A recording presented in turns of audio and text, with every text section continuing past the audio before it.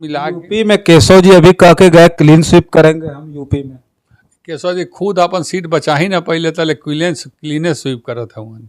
अपन विधानसभा बचैले, पल्लवी पटेल वहीं से ना चुनाव जीत गई। तो केशव जी कोनो बात कहे तो मत मानिए उसको। हाँ, केशव जी भाई जो जीता वही सिकंदर है ना, जो हार गया वो कहाँ से, वो तो बंदर हो गया। और पूरा विपक्षी दल मिल के अखिलेश यादव जी को प्रधानमंत्री का प्रत्याशी प्रोजेक्ट कर दे। मैं दावे के साथ कहता हूँ कि इसी उत्तर प्रदेश से प्रधानमंत्री बन के फिर से खड़ा हो जाएगा। करते विधानसभा में आपके पुराने सहयोगी ओम प्रकाश राजभर जी खड़े होते हैं और बोलते हैं कि जितनी आपकी संख्या है वो हमारी बदौलत है, आज हम साथ में नहीं है, समझ में आ जाएगा। अभी तो नीतीश कुमार जी पूरी तरह से चौहद्दी बांध रहे हैं, घूम करके पूरे देश भर में बड़े बड़े नेताओं से मिल रहे हैं। अरे वो बुढ़ा हो गए, अब उनको रिटायरमेंट हो गया, आराम करना चाहिए, की जरूरत नहीं है। हम तो प्रधानमंत्री जी से भी कहेंगे कि अब इसके बाद चुनाव मत लड़िएगा आप। हाँ, अब भी आराम कीजिए, बैकुंठ धाम की ओर चले जाइए या कहीं हिमालय में जाइए और वहीं रहिए। अब देश को किसी दूसरे को दीजिए चलाने के लिए। साथियों नमस्कार, मैं हूं रजनीश और आप देख रहे हैं जन आदर्श भारत। इस वक्त हम वाराणसी में हैं और वाराणसी को मैं बार बार कहता हूं कि ये देश के प्रधानमंत्री नरेंद्र मोदी जी का संसदीय क्षेत्र है। और इसलिए मैं कहता हूं क्योंकि बनारस पर नज़र पूरे देश की होती है, क्योंकि प्रधानमंत्री जी यहीं आते हैं, चुनाव लड़ते हैं और यहीं से भारतीय जनता पार्टी का शंखनाद होता है। आज हम फिर बनारस में आए हैं और बनारस में ठीक वही जगह पर जिस जगह पर हम आकर के इससे पहले भी कई बार चर्चा कर चुके हैं। ये वही कमरा है जहां कुछ दिन पहले अखिलेश यादव जी आए थे और अखिलेश यादव जी के बेहद करीबी हमारे साथ राष्ट्रीय समता पार्टी के संयोजक और राष्ट्रीय अध्यक्ष शशि प्रताप सिंह जी हैं। इससे पहले जब हमने चर्चा की थी तो कर्नाटक के चुनाव के रिजल्ट आने से पहले आपने कहा था कि बजरंगबली के बाल के बराबर भी कांग्रेस नहीं है, बजरंगबली उनको भस्म कर देंगे। लेकिन कर्नाटक में कांग्रेस बड़ी शानदार तरीके से चुनाव जीत गई है। तो क्या कहेंगे, बजरंगबली तो मेहरबान हो गए कांग्रेस पे। देखिए, मैंने ये बात जरूर कहा था। ये बात मैंने तब कहा था जब इन लोगों ने मैनिफेस्टो में ये डाला था कि बजरंग दल हमारी सरकार बनी तो उस पर बैन लगा देंगे कर्नाटका में। और बात बजरंगबली तक पहुंच गई थी। जब प्रधानमंत्री जी कहा जय बजरंगबली की जय, तुरंत कांग्रेस पार्टी ने माफ़ी मांगा और सारे नेताओं को यह मैसेज दिया कि तुरंत बजरंगबली की मंदिर बनवाना शुरू करो, कि यहाँ कहाँ मंदिर बना उनसे माफ़ी मांगो। और कांग्रेस के एक नेताओं ने यह बताना शुरू कर दिया कि मैंने कर्नाटका में इतना मंदिर बनवाया, तो मैंने राजस्थान में इतना मंदिर बनवाया, तो हमने गुजरात में इतना मंदिर बनवाया। और सभी ने घूम घूम कर बजरंगबली से माफ़ी मांगा। गदा लेके घूमने लगे, अपने को बजरंगबली बनाने लगे। तो भगवान सबके गार्जियन के समान होते हैं और पुत्र से अगर गलती होती है और पुत्र बाप से माफ़ी मांग लेता है तो पुत्र उसको माफ़ कर देता है। तो गलती हुई, उससे कई गुना ज़्यादा इन लोगों ने माफ़ी मांगी और फिर बाबा बजरंगबली जी खुश हुए और उनको आशीर्वाद देकर 136। आप कहना चाहते हैं कि लोगों ने रिकवर कर लिया जो कुछ किया था, मतलब जो है बजरंगबली जी के बारे में। लेकिन उन्होंने बजरंगबली का नाम नहीं लिया था, बजरंग दल की बात कही थी। बात बजरंग दल से शुरू हुई थी और बजरंगबली तक आई थी। तो भारतीय जनता पार्टी बजरंगबली तक भारतीय जनता पार्टी ले आई। तो उसके बाद इन लोगों ने गदा लेके और घूम घूम के बजरंगबली का मंदिर बनवाने लगा, श्रृंगार होने लगा, पूजा होने लगी, माफ़ी मांगने लगे, नरसाष्टांग गिरने लगे, सर झुकाने लगे, माथा पीटने लगे। तो बजरंगबली को लगा कि गलती से इन लोगों ने इस तरह की बात कर दिया, ये सब अच्छे हैं, इन लोगों को माफ़ कर दिया जाए। और वो लोग जीत गए चुनाव वहाँ पर। अच्छा, कर्नाटक में जीत के बाद आपको क्या लगता है, भारतीय कहा जा रहा है, अखिलेश जी ने कहा कि इनकी उल्टी गिनती शुरू हो गई है और आप तो बेहद करीबी हैं पूर्वांचल में, मुझे समझ में आ रहा है कि करीबियों में सबसे जो है करीबियों में शामिल आप भी हैं अखिलेश जी के। तो आपका क्या मानना है कि ये उल्टी गिनती शुरू हो गई कर्नाटक से? अब उल्टी गिनती है ना, माना जाएगा कि 150 से 65 पर आ गए तो ऊपर से नीचे आए हैं ना। तो अखिलेश जी ने सही कहा है कि उल्टी गिनती शुरू हो गई। साउथ साफ हो गया। हाँ, अब बच गया है आपको राजस्थान, मध्य प्रदेश, छत्तीसगढ़। तो जहाँ पर कांग्रेस मजबूत है, उसके बाद पश्चिम बंगाल चले जाइए, मायावती जी मजबूत हैं। झारखंड ममता जी। और झारखंड चलिए तो वहाँ पर सोरेन परिवार मजबूत है, तो बीजेपी बची कहाँ है? यही एक ठो उत्तर प्रदेश दिखाई दे रहा है। क्या बात करते हैं। कांग्रेस मुक्त का नारा लगा करके भारतीय जनता पार्टी आई थी कि कांग्रेस मुक्त भारत, तो क्या लगता है कांग्रेस मुक्त भारत करने में ये लोग अब धीरे धीरे बिल्कुल असफल हो जाएंगे? बीजेपी मुक्त तो नहीं हो जाएगा भारत? नहीं, बीजेपी मुक्त नहीं होगा भारत। अब देखिए, भारतीय जनता पार्टी की जितनी चढ़ाई चढ़नी थी ना, वो मैक्सिमम था 303 सीट लोकसभा में। तो मोदी मैजिक खत्म हो गया? अच्छा, खत्म नहीं होगा? खत्म नहीं होता तो कर्नाटका में 65 सीट पाते। आपको नहीं समझ में आ रहा है? मैक्सिमम 303 और अलायंस के साथ 352 सीट पाए थे लोकसभा में। अब उसके ऊपर इकट्ठा ही नहीं जाएंगे, लिख के आपको मैं दे दूं। अब उसके नीचे ही आएंगे। अखिलेश जी ने जो कहा है और ममता बनर्जी ने भी कहा है कि इनका अंत का समय शुरू हो गया है, तो सही कहा है। अब उसके नीचे ही इनको आना है, अब उसके ऊपर नहीं जाना है।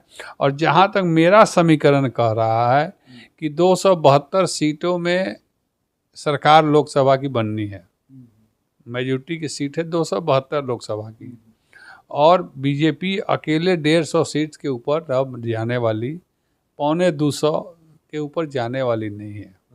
और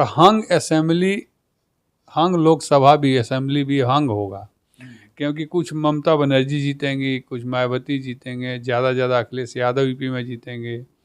तो इन सब मिला के यूपी में केशव जी अभी कह के गए क्लीन स्वीप करेंगे हम यूपी में। केशव जी खुद अपन सीट बचा ही ना पहले, तले क्लीने स्वीप करत हूँ। अपन विधानसभा बचैले, पल्लवी पटेल वहीं से ना चुनाव जीत गई। तो केशव जी कोनो बात कहें तो मत मानिए उसको।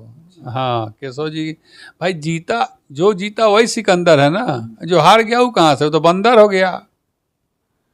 तो अखिलेश जी क्या लगता है, उत्तर प्रदेश में बहुत सारी उम्मीदें अखिलेश जी से? अरे उत्तर प्रदेश देश का सबसे बड़ा प्रांत, 80 लोकसभा का जोड़ देंगे तो कम से कम 10 ठो प्रांत समाहित हो जाएगा इसमें। नहीं तो वही तो मैं कह रहा हूँ कि अखिलेश जी से ज्यादा उम्मीद है।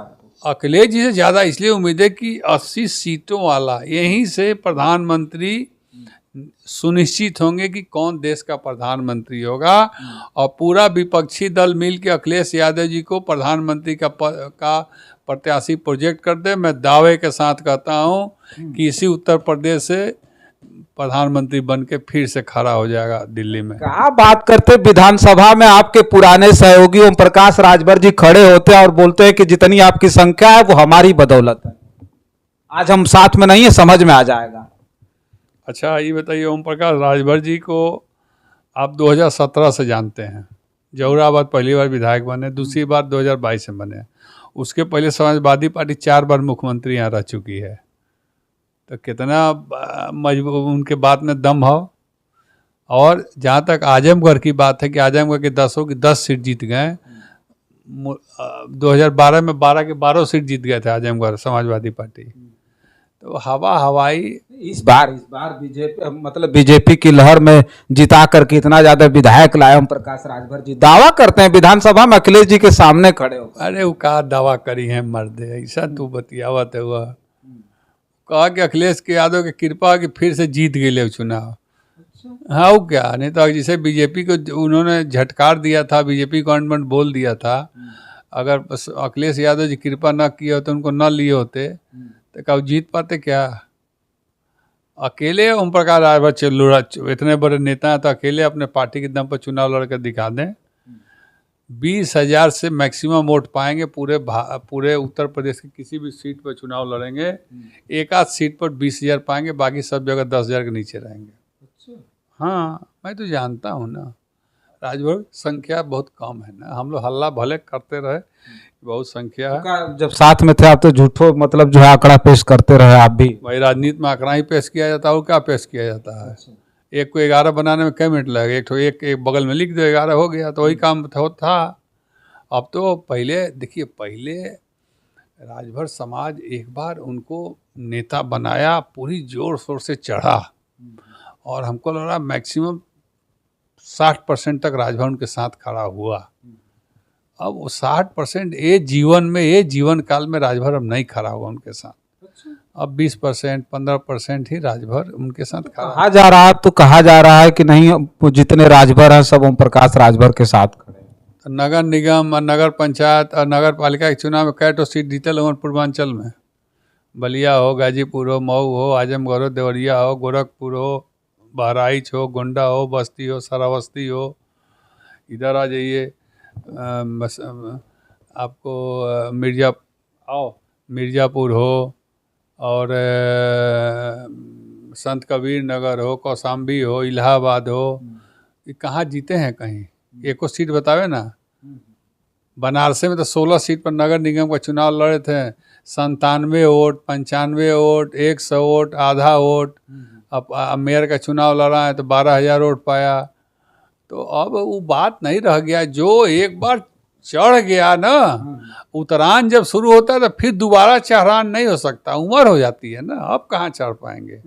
अब तो वोट बट गया 4 जगह, कोई अनिल राजभर के साथ, तो कोई समाजवादी पार्टी के साथ, तो कोई ओम प्रकाश राजभर के साथ। अब मुश्किल है। हाँ, जब तक मैं रहा तब तक हर बिरादरी के लोग उनके साथ थे। अब उनके साथ जो भी बचा है राजभर ही बचा, और कोई बचा नहीं है।